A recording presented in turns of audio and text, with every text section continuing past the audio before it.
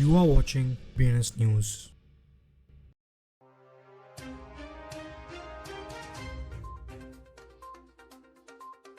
आज की headlines. Polygon के एलिगेशंस का जवाब देते हुए मेटा क्रैश में उनका कोई हाथ नहीं है। बाइनेंस ने इथेरियम को ZK सिंक एरा इंटीग्रेशंस और स्मार्ट कॉन्ट्रैक्ट सेफगार्ड्स के साथ सुपर चेंज किया। नया थाईलैंड गवर्नमेंट ब्लॉकचेन और क्रिप्टो वॉलेट्स का यूज करके नेशनल एयर ड्रॉप के लिए मुद्रा भेजेगा।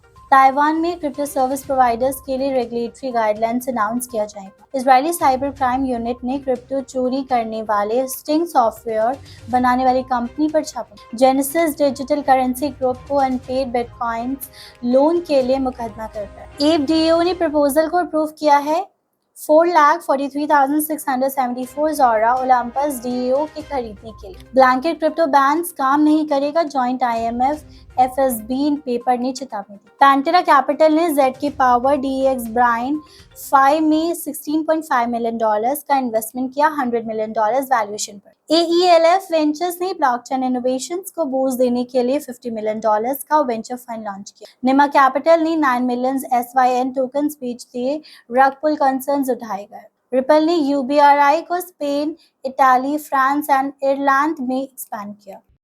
लुकॉन चेन कह रहा है कि पॉलीगन ने बाइनेंस को बहुत सारा मैट्रिक ट्रांसफर किया है। पॉलीगन के एग्जीक्यूटिव संदीप नायवाल और मैर्क बैरन इन आरोप को नकार रहे हैं, कह रहे हैं कि ये वॉलेट्स कंपनी के नहीं हैं। लुकॉन चेन के सफाई दी है कि data on chain analytics tool Nansen से लिया गया था। Binance leading crypto currency exchange ने इथेरियम को ZK सिंक एरा नेटवर्क में इंटीग्रेट कर लिया है और अब इस नेटवर्क पर इथेरियम टोकन्स के लिए डिपॉजिट और विड्रॉल सर्विसेज इनेबल की हैं। थाईलैंड के नए प्राइम मिनिस्टर अपने इलेक्शन के वादे पर कायम रहे हैं। डिजिटल फाइनेंस को बढ़ावा देने के लिए नई सरकार ब्लॉकचेन और क्रिप्टो वॉलेट्स का यूज करके कैश एयर ड्रॉप करेगी। ताइवान को financial watchdog financial supervisory commission महीने के एंड तक वर्चुअल एसेट सर्विस प्रोवाइडर्स के साथ 10 गाइडिंग रूल्स अनाउंस करने जा रहे हैं।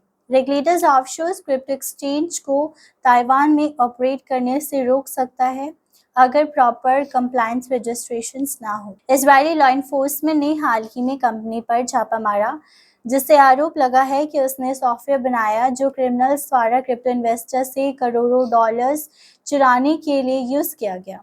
छापा मारने के बाद कुछ 6 सस्पेक्ट्स को गिरफ्तार किया गया। Genesis global capital currency group को मई में आउटस्टैंडिंग लोन्स के लिए सू कर रहे हैं।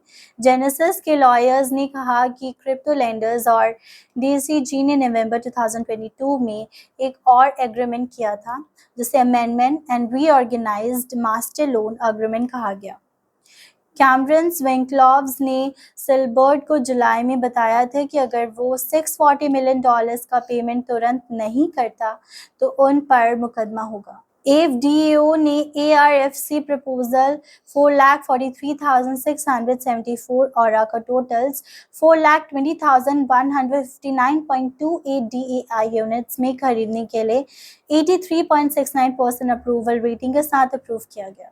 IMF एंड FSB द्वारा पब्लिश की गई जॉइंट पॉलिसी पेपर ने जुरिडिक्शंस को ब्लैंकेट बैंक्स लगाने के खिलाफ चेतावनी दी है और सेक्टर के साथ जुड़ी रिस्क को कम करने के लिए टारगेटेड रिस्ट्रिक्शंस और अच्छी मॉनेटरी पॉलिसी की सलाह दी।